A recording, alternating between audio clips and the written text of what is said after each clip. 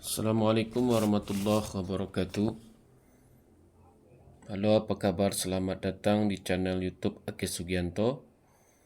Bersama saya Aki Sugianto. Baiklah, Ananda, kali ini kita akan membahas tentang materi pernikahan pada mata pelajaran pendidikan agama Islam dan budi pekerti.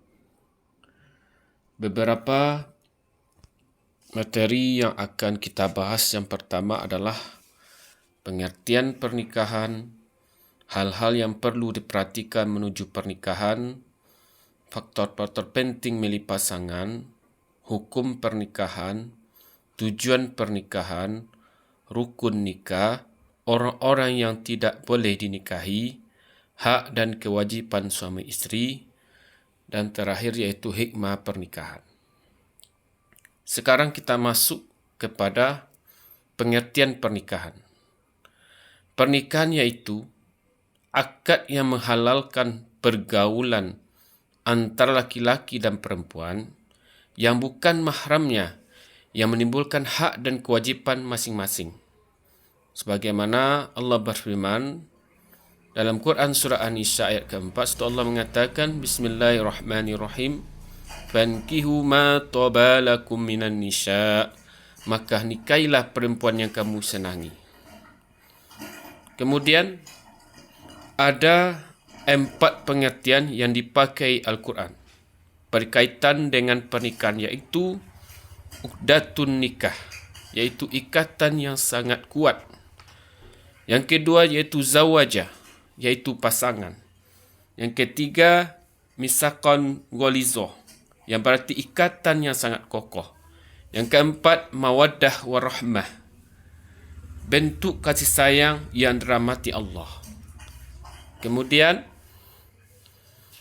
faktor penting memilih pasangan, yaitu pertama yaitu satu agama.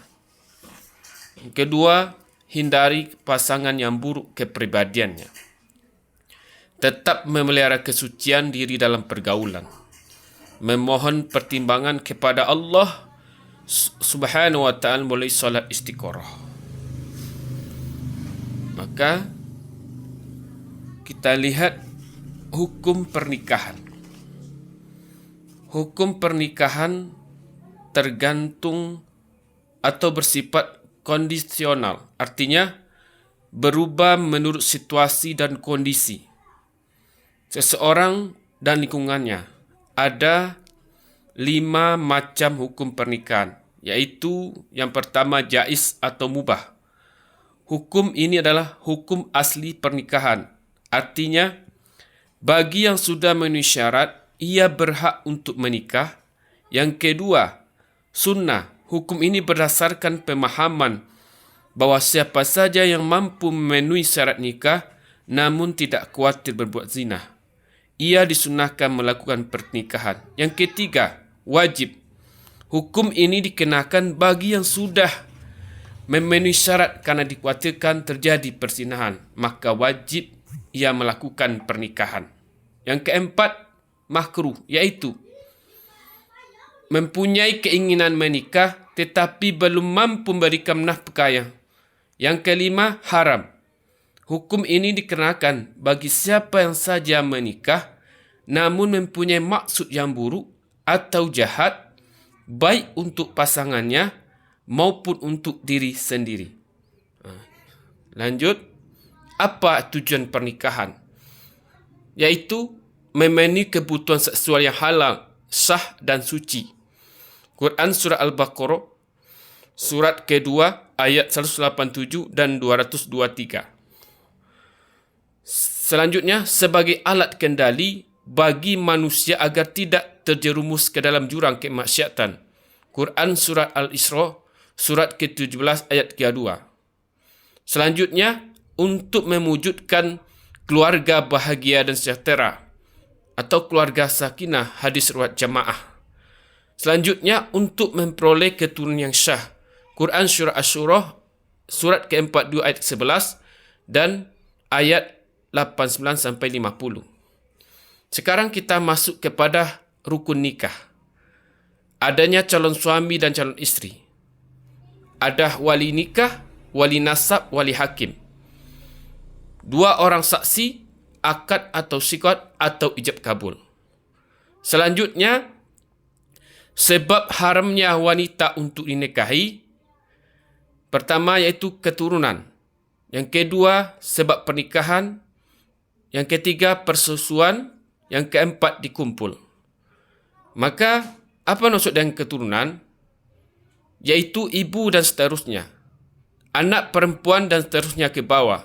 Bibi baik dari bapa atau ibu. Anak perempuan dari saudara perempuan atau saudara laki-laki. Pernikahan. Ibu dari isteri atau mertua. Anak tiri apabila ibunya telah dicampuri. Isteri atau isteri bapa atau ibu tiri. Isteri anak atau menantu. Sebab persusuan yang tidak boleh dinikahi, yaitu ibu yang menyusui, saudara perempuan sepersusuan. Sebab tidak boleh dinikahi kerana dikumpul, yaitu saudara perempuan isteri, bibi perempuan dari isteri, keponakan perempuan dari isteri. Sekarang kita masuk kepada hak dan kewajipan suami isteri setelah mereka menikah. Yang pertama iaitu kewajipan suami. 1. Menjadi pemimpin, memelihara, membimbing dan bertanggungjawab dalam rumah tangga. Yang kedua, memberi nafkah kepada anak dan isteri. Yang ketiga, bergaul dengan isteri secara makruh atau baik. Yang keempat, suami dan isteri bertanggungjawab sesuai fungsi dan perannya masing-masing. Yang kelima, memberi kebebasan dan bertindak kepada isteri. Hak dan kewajipan suami isteri. Kewajipan isteri. Kita masuk kepada poin 2, iaitu kewajipan isteri.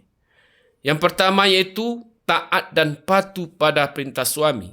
Yang kedua, selalu menjaga kehormatan diri dan rumah tangga. Yang ketiga, bersyukur atas nafkah yang diterima. Yang keempat, membantu suami dan mengatur rumah tangga sebaik mungkin. Selanjutnya, kewajipan suami isteri. Yang pertama iaitu memelihara dan mendidik anak dengan baik. Kedua, berbuat baik kepada anggota keluarga. Yang ketiga, setia dalam hubungan rumah tangga. Yang keempat, saling membantu antara keduanya. Dan apa sih hikmahnya pernikahan? Yang pertama iaitu menenteramkan hati. Yang kedua, menyerukan hajat fitrah biologis yang halal. Yang ketiga, mendapat keturunan guna menunjukkan hidup yang berkualitas. Yang keempat, membina silaturahmi kedua keluarga. Yang kelima, menghindarkan diri dari penyakit-penyakit kelamin yang merusak fisik, mental serta terhindar dari krisis moral dalam masyarakat. Mudah-mudahan dengan materi ini Bapak mengharapkan Ananda memahami tentang masalah atau ketentuan pernikahan. Terima kasih atas perhatiannya. Assalamualaikum warahmatullahi wabarakatuh.